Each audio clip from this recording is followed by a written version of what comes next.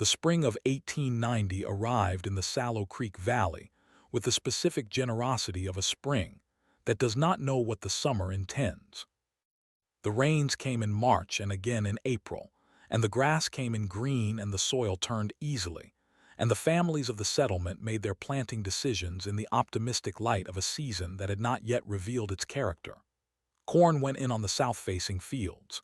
Wheat went in on the upper ground. The kitchen gardens were turned and seeded and staked with the cheerful industry of people who have survived a winter and are now in the business of producing the following one's provisions. Nora Cane was doing something different along her fence line. She was 56 years old, a woman who had operated the cane holding on the eastern edge of the Sallow Creek Valley for 9 years since her husband's death, and who had developed across those 9 years the specific efficiency of a person running a farm alone, which is an efficiency that produces no wasted effort and no unconsidered decision, and no action that has not been thought through from the question it is answering to the answer it will produce. She was pressing sunflower seeds into the soil along the full length of her eastern fence, not scattering them, pressing each one individually into the prepared earth at the spacing the agricultural pamphlet she had received from the county extension office described as optimal for head development, 18 inches between plants, deep enough to find consistent moisture, shallow enough to emerge without difficulty. 83 seeds along 83 positions. The fence line ran the full eastern boundary of her property, a quarter-mile of post-end wire that had always been the boundary between her holding and the road, and that she had spent the previous autumn reinforcing specifically, because she intended to use it as a trellis for the tall-growing variety she had ordered from a seed house in the eastern states, at a cost that the settlement, had it known, would have found further evidence for the assessment it was forming from the road. The assessment was that sunflowers were a decorative crop, that a woman who planted 83 of them along a fence instead of putting that ground into something with a market was expressing, in the specific vocabulary of frontier agricultural decision-making, a preference for the picturesque over the practical. A neighbor named Amos Cutter, who ran the largest corn operation in the valley, and whose opinions on agricultural matters were expressed with the authority of a man who had made money from farming long enough to believe that money was the primary measure of correctness, stopped at the fence line on a Thursday morning and watched Nora press her seeds into the earth. He asked if she was planting for the county fair. She said she was planting for the drought. He looked at the clear sky above the Sallow Creek Valley and at the green grass in the fields, and at the general evidence of a spring that gave no indication of the summer it was going to become, and he said he didn't see a drought. She said she knew. She thanked him for stopping and went back to the fence line. She had not yet told anyone what she intended to do with 83 sunflowers when they produced what she was planting them to produce. But she knew this the way a woman knows something she cannot yet prove, that the Sallow Creek Valley had not had a serious drought in 11 years, and 11 years without a serious drought in that country was not evidence that the drought would not come. It was evidence that the drought was overdue. And she had been reading the pamphlet from the county extension office, the one that had provided the planting specifications, was not primarily about sunflowers as a decorative crop.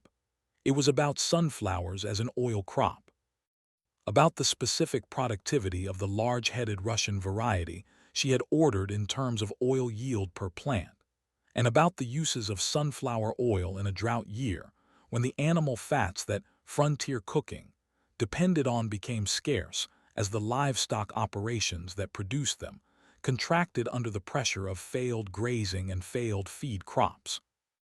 Sunflower oil did not require rain to press. It required the seeds, and the seeds required only the growing season's moisture that a deep-rooted plant along a well-established fence line with access to the subsurface moisture of the road drainage could extract from ground that the summer's heat would reduce to dust at the surface, while leaving sufficient reserves at depth to sustain a plant whose root system was built for exactly this condition. She had chosen the fence line for a reason. The fence line was not the field. The field was where the corn would fail if the drought came. The fence line was where the subsurface drainage ran, where the gravel road's runoff collected in the small depression at the field's edge, where moisture persisted longer than it persisted anywhere else on the flat surface of the eastern boundary. She had walked it in every season for 9 years. She knew what it held. What she lacked was the summer. It was coming. The sunflowers emerged in the 3rd week of May.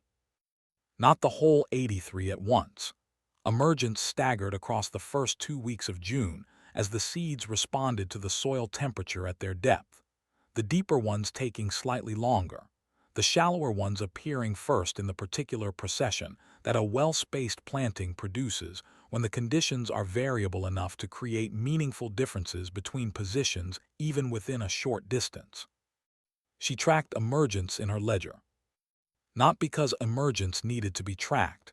It was visible from the kitchen window and required no documentation to observe. She tracked it because she was building a record, and the record would be useful whether the summer proved her reasoning correct or proved it incorrect, and both outcomes deserved documentation. By the end of June, 79 of the 83 seeds had emerged. 4 had not, and she replaced them with seeds from the reserve she had kept from the original order, pressing them into the vacant positions with the same care she had used in April. The summer arrived in the 2nd week of July, with the specific intention she had been watching for since March. The rain that had been coming regularly through May and into June stopped. Not tapered. Stopped, the way rain stops in a drought year, not with the gradual drying of a normal dry period, but with a decisiveness that the experienced farmers of the Sallow Creek Valley recognized within the first 2 weeks of its absence as something different from a temporary interruption. The corn fields showed the change first, because corn showed everything first, the leaves curling inward on the hot afternoons in the specific response of a plant protecting its moisture. The color shifting from the deep green of adequate water to the yellowing that indicated the shift from growth to survival. Nora's sunflowers did not curl. They were built for this, the deep taproots of the Russian variety that the seed house catalog had described, and that she had planted for specifically, roots capable of reaching the subsurface moisture that the fence line's drainage position made available, drawing what they needed from a depth the July heat could not reach. She watched them with the attention of a person running an experiment. She also watched the corn in the valley below her eastern fence. The Cutter corn, planted in the deep flat ground that had always produced the valley's most reliable yields, now showing the particular distress of an investment made in the assumption of a summer that was not arriving. She did not say anything about this to anyone. She was not a woman who found satisfaction in being right before she had the evidence. She found satisfaction in the evidence. What she lacked was the harvest. It was August. August confirmed what July had suggested. The Sallow Creek Valley's corn crop failed in the 1st week of August, not uniformly, not everywhere at once, but in the specific progression of a drought failure that moves from the most exposed ground first to the better positioned ground last, leaving a pattern of damage that the valley's families read with the specific literacy of people who have watched crops fail before and know what they are looking at. Amos Cutter's south-facing fields, which had always been the valley's showpiece in good years, failed first. The north-positioned holdings with better moisture retention lasted into the 2nd week before the failure reached them. By the 3rd week of August, the valley's corn crop was not a crop. It was an accounting problem. The wheat had fared better but not well. The kitchen gardens, sustained by the bucket watering that every family with a functioning well was providing, had maintained themselves at a fraction of their spring promise, enough to not be a total loss, not enough to supply what the corn failure left absent. Nora's fence line was in full head development. 82 plants. The 79th had been lost in late July to a pest issue she had addressed, but too late, each carrying the large composite head of the Russian variety. Faces tracking the sun through the August days with the specific phototropic efficiency of a plant that has organized its entire structure around making the most of available light. She harvested in the last week of August. She had purchased, from a machinery dealer in the county seat the previous autumn, a small cold press mechanism, a hand-operated device designed for oilseed pressing that the dealer had brought in as a catalog item and had not previously sold because the valley's farmers had not previously needed one. She had paid $14 for it and had stored it in the barn through the winter and spring with the patience of a person who has purchased a tool for a job that has not yet arrived. The job had arrived. She pressed the first batch of seeds on a Saturday morning in the barn, working through the harvested heads with the manual thrashing technique the pamphlet described, and then feeding the cleaned seeds through the press at the rate the mechanism required.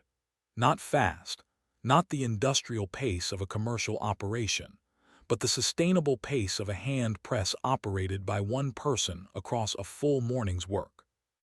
What came out of the press was the golden oil that her thumbnail showed, clear, pale yellow smelling of the seeds it had come from in the specific clean way that cold-pressed oil smells when the seeds have been grown correctly and pressed without heat.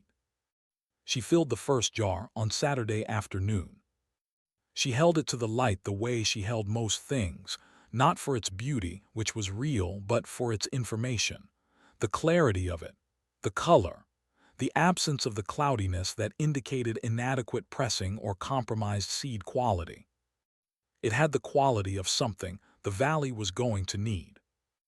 A woman named Ruth Pierce, whose kitchen garden had been the subject of the bucket watering that had sustained it at half its normal yield, and who had arrived at Nora's gate on a Saturday for reasons that had nothing to do with sunflowers, saw the jar through the barn door. She asked what it was.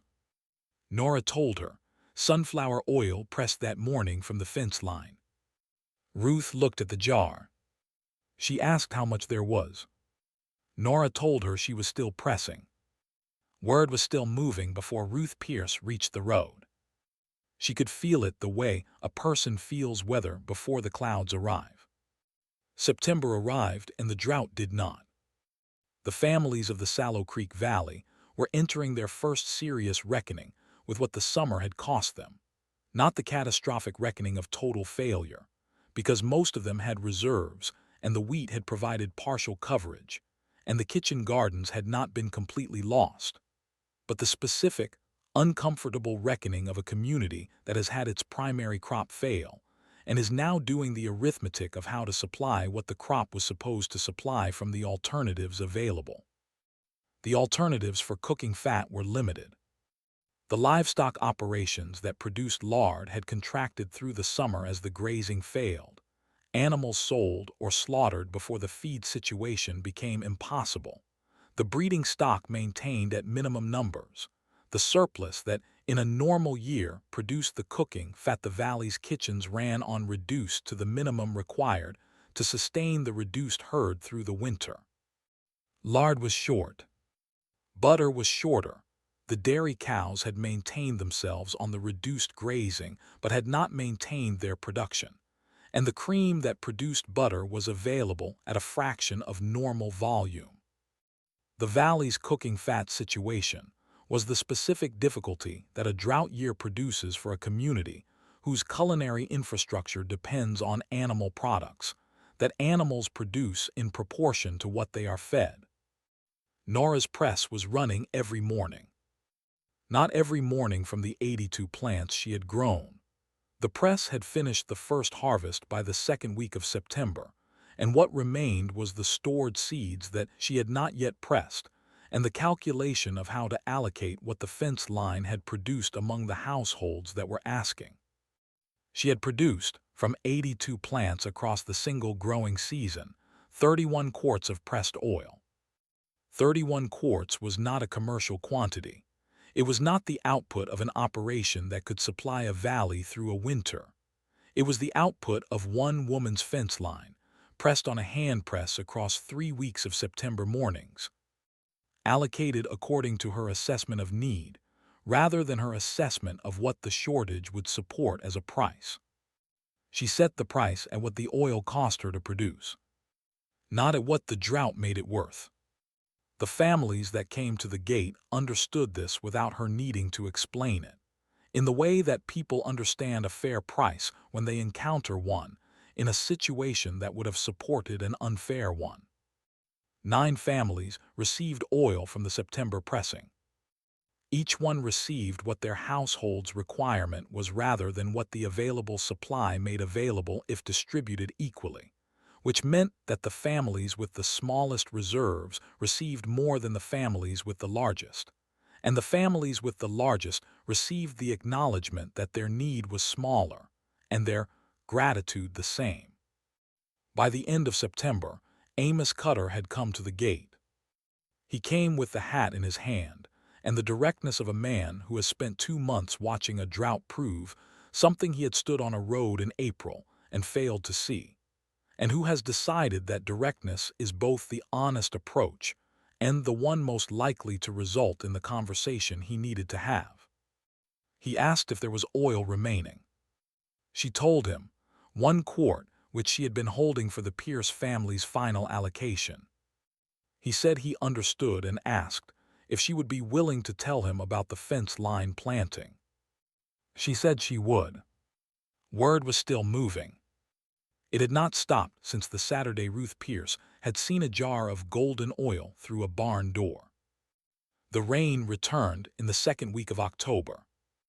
It came without drama, not the violent redemption of a storm that washes away a drought, but the quiet, sufficient return of normal precipitation that a valley receives when the atmospheric pattern that had withheld it has finished withholding it. It rained for 4 days in October. It rained again in the 3rd week. By November, the soil had recovered its surface moisture, and the grass was beginning to come back on the slopes, and the creek had resumed the flow that July had reduced to a thread.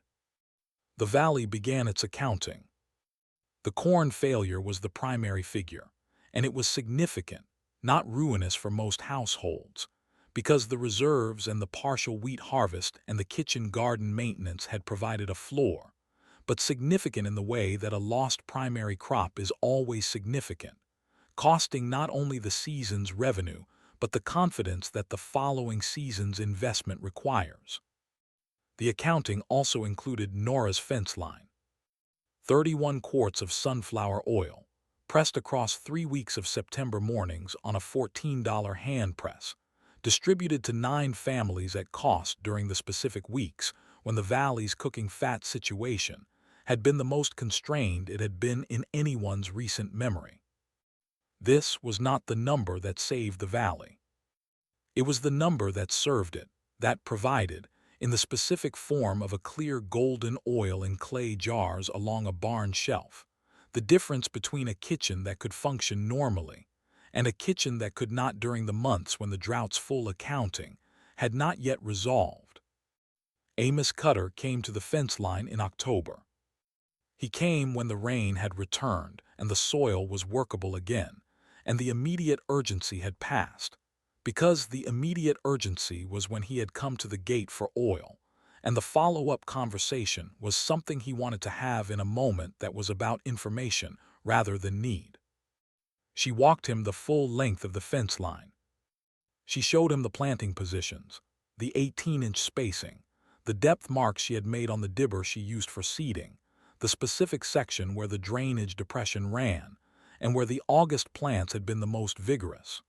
She showed him the press in the barn and the pressing technique from the pamphlet and the seed storage method that had kept the August harvest viable through the September pressing schedule. She showed him the ledger, the emergence records, the plant health notes, the yield per plant figures she had calculated from the final press output, the price calculation that produced the cost-based number she had charged. He read the ledger with the attention of a man reading a document that has already demonstrated its relevance. He asked how many plants a full field planting would require for the oil output to supply the valley through a drought year. She had calculated this in September, when the question had first seemed relevant enough to answer even before anyone asked it. She told him the number, the acreage, the plant density, the expected yield per plant on open field planting versus fence line planting, the press capacity that the existing mechanism could handle, and the larger mechanism that a cooperative planting operation would justify purchasing. He wrote the numbers in the notebook he had brought. She was not a withholding woman. She had not planted the fence line to have an advantage. She had planted it because a pamphlet had told her what the valley's drought vulnerability was and what a deep-rooted oilseed crop could provide against it, and she had acted on the information before the drought confirmed it, and the drought had confirmed it, and now the information needed to move in the direction that information moves when it has been tested and found true. She noticed most things. She had noticed, in a county extension pamphlet in the autumn of 1889, a description of the Russian sunflower variety's drought tolerance and oil yield that the valley's farmers had not needed to read and had not read. She had noticed, in 9 years of walking the eastern fence line through every season, the specific moisture behavior of the drainage depression and had understood its value before she needed it. She had noticed, in the absence of rain in the second week of July, the beginning of the event the pamphlet had described and had been prepared for since April. She had not been lucky. The drought had come equally to everyone in the Sallow Creek Valley. What had not been equal was who had read the pamphlet and who had planted against it. She was, for the first time in the 9 years since she had taken the cane holding a loan and begun the slow work of making it produce what she could see it was capable of producing, exactly where she had meant to be. Not finished. The following spring's planting decisions would include sunflowers along the fence lines of several properties in the valley, and those plantings would need seed stock that she could supply from the reserve she had saved, and the press would need to be available on a schedule that accommodated the expanded production, and none of that was finished. But placed correctly, on the right ground with the right crop. Making the right thing from what a fence line and a drainage depression and a county extension pamphlet had offered to anyone willing to read what was being offered.